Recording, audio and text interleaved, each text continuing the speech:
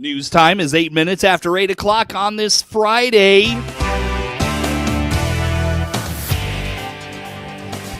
Top of the morning from the newsroom of Regional Radio and DeWittDailyNews.com. I'm Seth Lawrence with this expanded 8 o'clock newscast streaming to Facebook and YouTube. Brought to you by Peterson Insurance, your Pekin insurance agent in Clinton.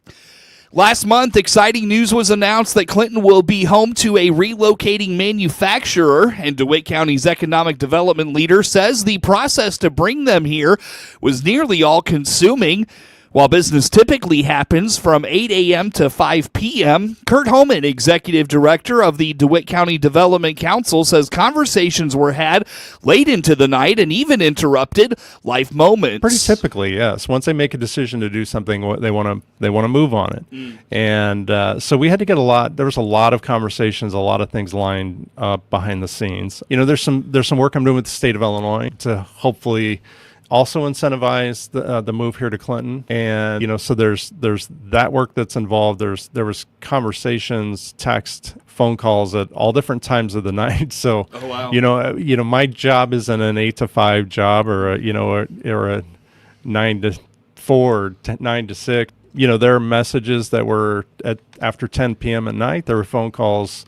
You know, we had a birthday celebration within our house, and you know, there was an hour-long phone call that night. So it's just there's just a lot that goes on, and then the importance of, okay, I need to make sure, even though it's 8 o'clock at night, I need to make sure the next morning I'm on this with someone at the state of Illinois or someone that can help handle this for us. So yeah, it was a lot of focus, a lot of conversation. According to Homan, a variety of things come into play when a business is considering coming to Clinton, not the least of which is the intersections the trucks for the company will have to enter Route 10 from. I mean, the conversations that the owner and I had meeting at the facility, you know, just all kinds of questions and research about, you know, traffic patterns and those types of things. So I mean, it's just, you know, there'll be a lot of traffic coming in and out of there, and we want to make sure it's safe. But the primary concern that he and I and, you know, both had is, you know, we want it to be safe. You know, so if that's the primary, you know, we don't want accidents, we don't want that. So, you know, we did pass that on to say, hey, do some studies on this and see what can be done. Those won't take place prior to them, you know, making the decision, but that's certainly part of the discussion. Having the vacant building find an occupant in the span of just over a year is quite the stroke of good fortune. Homan believes had the former R.R. Donnelly building sat vacant for even a couple of years, the repairs necessary to it would have been quite difficult to overcome to find a tenant. You know, that building could very easily have sat empty for 5-10 years. It could have become an eyesore. There was already some roof problems. Roofs don't fix themselves. They only create bigger problems when they go bad. At some point, that building could have been uninhabitable or a tremendous expense. So, you know, the fact that someone had some interest in it right away, and it's a successful company that, you know, we expect to continue to grow, is a huge factor for Clinton and DeWitt County. And I could tell you, I'm already thinking about their expansion plans that are going to be 5 to 10 years down the road. Oh, wow. You know, so it's okay. How do we make that work? How can we put the infrastructure to make that work, you know, in the future? Now, maybe they won't have them, but we need to be prepared. We absolutely need to be prepared for them so that, you know, if they're going to expand, we don't want them to add another manufacturing place outside of DeWitt County. We want them to stay right here with this one and any additionals. While difficult for small communities to attract manufacturing in today's world, Homan calls QuickWall the exact type of company DeWitt County would choose if given the option. When it signed its agreement, QuickWall had a 30-day opt-out for any reason, but Homan is confident the company will remain committed to its agreement, and there will be tax incentives for them made by the major taxing bodies.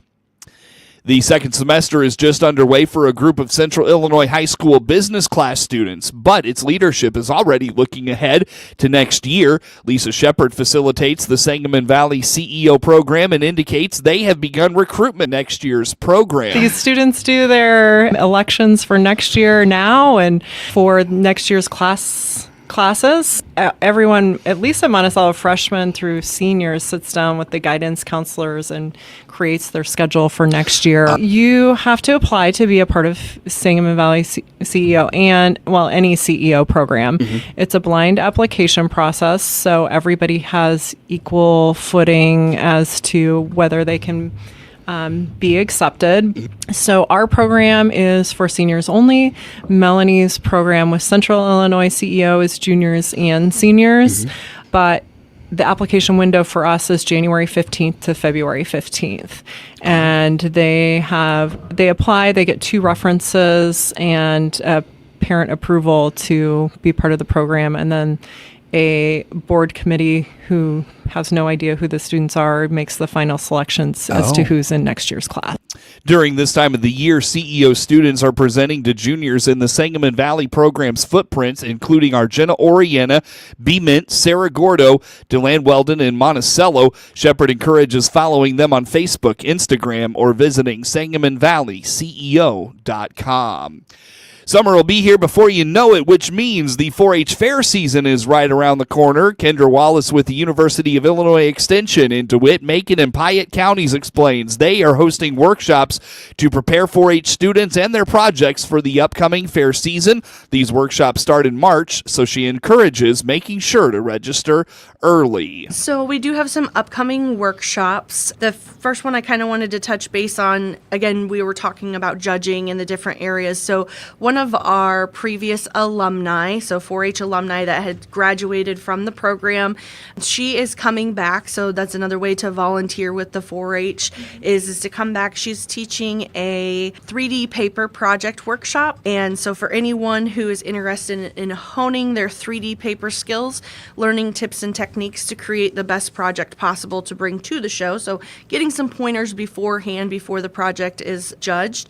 That is coming up, and it is going to be at the Macon County Extension office on March the 1st.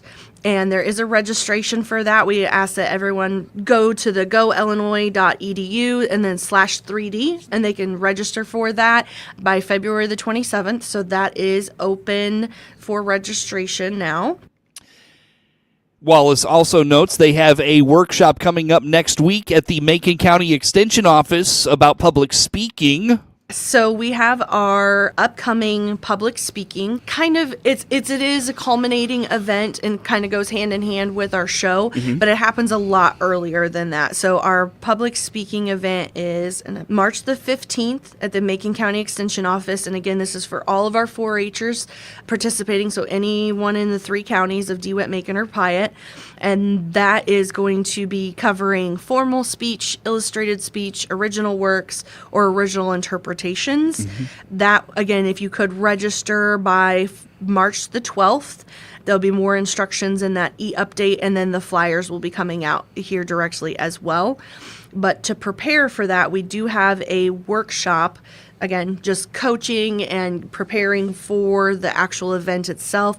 That one will be hosted on February the 13th at the Macon County Extension office, and will be and we ask registration by February the 10th. Get registration on these events and many more at go.illinois.edu/DMP. The D.A.R.E program inspires youth to stay away from drugs, alcohol, and other substances. Lincoln Police Chief Joe Meister says they are welcoming D.A.R.E officers from around the country for a D.A.R.E training program. Yeah, so we have a very robust D.A.R.E program here locally for Lincoln PD. We have several officers who are trained, certified D.A.R.E officers. One of them is on the state D.A.R.E team. And we began hosting the Illinois D.A.R.E Officers Training Program, which is a 2-week program that all D.A.R.E officers have to attend and successfully complete, which is harder than what it may sound, here at the Lincoln Police Department annually. So every February we have 2 weeks here that are dedicated to the D.A.R.E officers of not only Illinois, but all of the United States. I've seen officers from Alaska, the East Coast, the West Coast, just anywhere you can imagine. They come right here to Lincoln for that training. And we're proud to host it. It's a good program. Many years ago, D.A.R.E was kind of looked at in a bad light because it shared information about drugs and alcohol and didn't address a lot of other issues. So their curriculum was completely, what would you call it, renovated. So that curriculum now includes social media dangers. It includes self-harm. Chief Meister finds community outreach to be an important part of police work, and the D.A.R.E program is instrumental in that. Get news anytime at DeWittDailyNews.com. Imagine you're a basketball team that just won the title game, not by 1 bucket or 10, but by a score of 90-24. That would be a historic butt whooping. Just like the beatdown Corteva AgriScience nitrogen stabilizers are putting on competitors. Our Optonite technology and InServe and Instinct Next Gen locks nitrogen in your corn's root zone for up to 8 weeks versus only 2 weeks for others. See the difference our playbook makes at nutrientmaximizers.com. Are you wanting to learn more about your health and wellness options in Central Illinois? Visit stealthwellness.com or click on my banner ad at DeWittDailyNews.com. Let me, Dr. Bill Byers, show you some simple, under-the-radar ways to improve and take control of your health. Hi, I'm Brett with Central Cremation Center, and we proudly serve all of Central Illinois. We offer the most affordable and convenient arrangements in the area with plans starting at just $795. Many of our plans are available by clicking our icon at DeWittDailyNews.com. 45 Bible. With SRN Sports, I'm George Williams. It didn't take long for President Trump's executive order to take effect, keeping biological males out of female sports for institutions which receive federal funding. The NCAA has changed its participation policy to adhere to the new directive. NBA action last night, a new milestone for 40-year-old LeBron James, becoming the oldest player to score 40 points in an NBA game. He put up 42 points, a season high, surpassing a mark set in 2003 by Michael Jordan. Lakers went on to defeat the Warriors 120-112. Other NBA winners: Mavericks over the Celtics, Timberwolves down the Rockets, Nuggets beat the Magic, Trailblazers beat the Kings, and it was the Clippers over the Pacers. NHL action, 2 overtime games. Utah defeats the Blue Jackets and the Canucks over the Sharks. Other NHL winners last night: the Lightning, Golden Knights, Capitals, Wild, Panthers, Avalanche, and Maple Leafs. This is SRN Sports. One game in NCAA Top 25 play last night. Number 18 Maryland was upset by Ohio State 73-70. As the NFL approaches Super Bowl weekend, sad news for the Chicago Bears. They mourn the passing of the daughter of the franchise's legendary father. Virginia McCaskey passed away at age 102, inheriting the Bears franchise from her father, Papa Bear George Halas, in 1983. The team won the Super Bowl 3 years later under Mike Ditka. 4 of McCaskey's sons remain with the Bears on the board of directors, a team beloved in Chicago, not only for its presence on the field, but also for its support of charity. Also, Josh Allen winning the MVP award for the league. And in NASCAR news, its 15th Hall of Fame class will be inducted tonight, headlined by Ricky Rudd and Carl Edwards, the drivers named to the top 75 in history. Also to be inducted, Dr. Dean Sicking, who created a safety barrier following Dale Earnhardt's 2001 death at that year's Daytona 500. This is SRN Sports.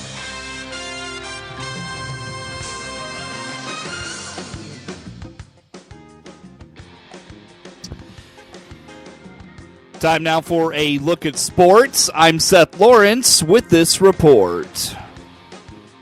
Clinton used a big first half to make easy work of Central A&M, 62-32 in Central Illinois Conference high school girls basketball action Thursday night in Mowequa. The Lady Maroons led 12-6 after the first quarter and pulled ahead 32-16 at the intermission. Never looking back, Avery Smith led Clinton with 19 points. Clara Dempsey had 16, while Lila Kluver chipped in with 14 points. The Lady Raiders dropped to 9-17 overall and 2-2 in the CIC. Clinton improves to 22-5 overall and 5-0 in the CIC. Yesterday it was announced the Lady Maroons are the 7th seed in its subsectional. Today, regional pairings will come out, with Clinton likely headed to Bloomington Central Catholic or Peoria Manual for regionals. Blue Ridge downed Okaw Valley 49-38 in Lincoln Prairie Conference. High school girls basketball action in Farmer City Thursday. Maya Laidley led the Lady Knights with 19 points. Kylie Benton chipped in with 13, and Carly Fenton scored 7, while Ava Paulin added 6. Blue Ridge gets its first win of the season to go to 1-15 overall. They are 1-5 in the Lincoln Prairie Conference. The Lady Knights are the 12th seed in its subsectional. Regional pairings are released later today for that. They host Sullivan on Monday. Monticello shut out Champaign St. Thomas More in the first quarter, then pulled out in front in the second, rolling to a 45-15 win Thursday in Illini Prairie Conference high school girls basketball action in Monticello. The Lady Sages went up by a touchdown, 7-0 after one, and pulled out to a 28-6 lead at the half. Megan Allen led Monticello with 13 points and 6 rebounds. Allie Widener had 8 points, while Pearl Glaze chipped in with 6. The Lady Sages are 17-10 overall and 5-3 in the Illini Prairie Conference. They host Tolono Unity on Monday. Thursday it was announced Monticello is the 4th seed in its subsectional. The Lady Sages are likely headed to either Meridian or Maroa Forsyth for regional play. Virginia McCaskey, who inherited the Chicago Bears from her father, George Hallis, but avoided the spotlight during 4+ decades as principal owner, has died. She was 102. McCaskey's family announced through the team she died Thursday. She had owned the Bears since her father's death in October 1983. Like her father, a co-founder of the NFL, McCaskey kept the team in family hands. She gave operational control and the title of president to her eldest son, Michael McCaskey, who served as chairman until being succeeded by brother George McCaskey in 2011. During her stewardship, the Bears won a Super Bowl in 1986 and lost a second 21 years later. 4 of McCaskey's sons remained the Bears' board of directors: George, Patrick, Brian, and Ed. A recent evaluation by Forbes pegged the team's worth at $6.4 billion. McCaskey, the older of Hallis's 2 children, never expected to find herself in charge. Her brother George Muggs Hallis Jr. was being groomed to take over the team, but he died suddenly of a heart attack in 1979. McCaskey assumed ownership upon her father's death in 1983, and her late husband, Ed McCaskey, succeeded Hallis as chairman. Not long after, she turned over control to Michael, the eldest of 11 children. McCaskey's official title was secretary to the board of directors. Despite her generally hands-off approach and low public profile, she occasionally exercised ultimate authority on team decisions as matriarch of the family. One of those involved in a 1987 lawsuit brought by the children of Muggs Hallis, which was resolved by a stock buyout of their shares. A more recent reminder came in December 2014 when George McCaskey announced the firings of Coach Mark Trestman and GM Phil Emery at a news conference and was asked to describe his mother's role in the process. Her tenure as the Bears owner included the establishment of the Bears Care program in 2005. The Bears say the Bears Care has issued grants totaling more than $31.5 million to 225 qualifying agencies to improve the quality of life for people in the Chicago area, especially disadvantaged children and families. Bears Care also supported health awareness programs focusing on breast and ovarian cancer. McCaskey had 11 children, 8 sons, 3 daughters. She is survived by her sons Patrick, Edward, George, Richard, Brian, and Joseph, and daughters Ellen, Tonquist, Mary, and Anne. She is also survived by 21 grandchildren, 40 great-grandchildren, and 4 great-grandchildren. The LA Angels are signing third baseman Yoan Moncada to a $5 million one-year contract. Moncada, spent the last 8 seasons with the Chicago White Sox, who acquired him in a trade after his big league debut with the Red Sox in 2015. Moncada is a .254 career hitter with 93 homers and 339 RBIs. He missed nearly all of last season after straining an abductor muscle in April and made just one more appearance, striking out with the bases loaded in the top of the 13th inning in Chicago's loss at Angels Stadium on September 18th. Moncada has missed at least 58 games due to injury in each of the last 4 seasons, a sadly familiar situation for the Angels, whose $245 million third baseman Anthony Rendon has yet to play in more than 58 games in any of his first 5 seasons with the Halos due to innumerable injuries. Moncada's presence at third base creates the option to move Rendon into a smaller role when the Angels get to work at spring training this month in Tempe, Arizona. Rendon has 2 seasons left on a disastrous free agent contract. Moncada is considered a solid defensive player at third base and will get instruction under manager Ron Washington, a specialist in infield defense, and infield coach Ron Goins, who was Moncada's teammate in Chicago. Moncada also was a longtime teammate of Tim Anderson, who is attempting a big league comeback after signing a minor league deal with the Angels. Matthew Tkachuk scored his second goal of the game with 12 seconds left to give the Panthers a 3-2 win over the Blues on Thursday night. Tkachuk also had an assist. Mackie Semiskovich